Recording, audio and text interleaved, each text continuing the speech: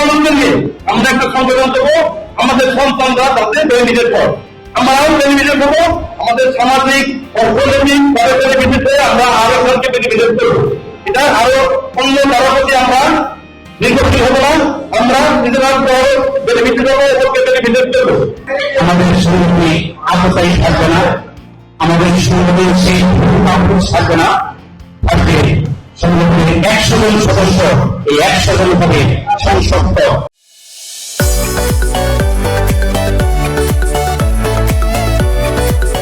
এই ভালো কাজ করলে সেই নাম মানুষ মনে রাখে আজীবন।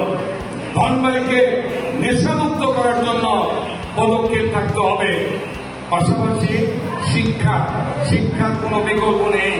এই ক্লাবের মাধ্যমে ধনবাড়ি প্রত্যন্ত অঞ্চলে রাস্তার পাশে বৃক্ষরোপণের ব্যবস্থা করতে হবে, কারণ বৃক্ষরোপণ না করলে পরিবেশের উন্নয়ন হবে না।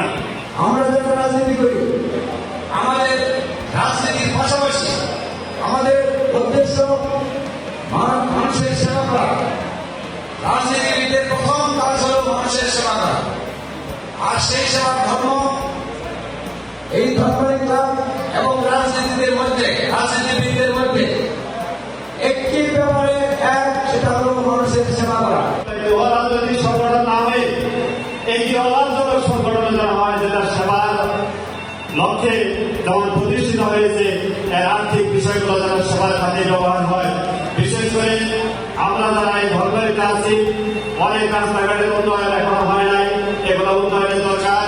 অনেক সময় অনেক গরিব মানুষ আছে, আপনারা দেখবেন তাদের চিকিৎসা সেবা পায় নাই।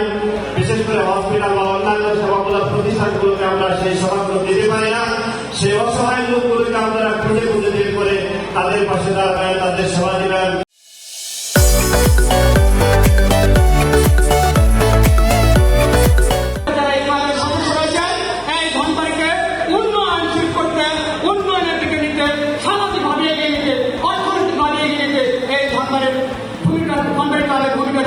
অত্যন্ত অপরিসীম এবং সহযোগিতা করল। তাই আমি এই ক্লাবের প্রতি উদাত্ত আহ্বান জানবো এবং আশাবাদ ব্যক্ত রাখবো, এই ক্লাব যেন সামনে প্রত্যেকটা সামাজিক অনুষ্ঠানে সহযোগিতা করেন। উপদেষ্টা হিসাবে আমাদের সামনে পরিচয় আমরা পেয়েছি, অত্যন্ত খুশি হয়েছি।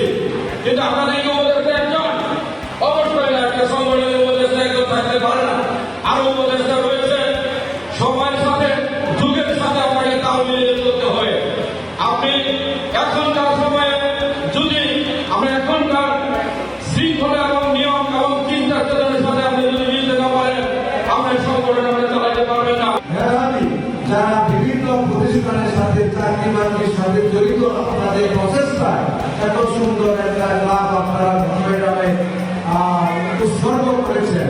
আমরা আপনাদের এই ক্লাবের হৃদয় কামনা করি এবং সুন্দরভাবে এই ক্লাবকে আপনারা ফুটিয়ে তুলুন। সারা বাংলাদেশের ধনবাড়ি ক্লাবের সাথে আপনার ধনবাড়ি উপজেলা, যেহেতু ধনবাড়ি আগে উপজেলা ছিল, অনেক বক্তব্য করে গেছেন, কতগুলো উপজেলা আমরা অবগত ছিলাম। সবাই ধনবাড়ি, জন্মগতভাবে ধনবাড়ির সন্তান, এটি সবচেয়ে বড় আমাদের পাওনা। আমাদের একত্রতার জন্য এটি বড় একটা বিষয়।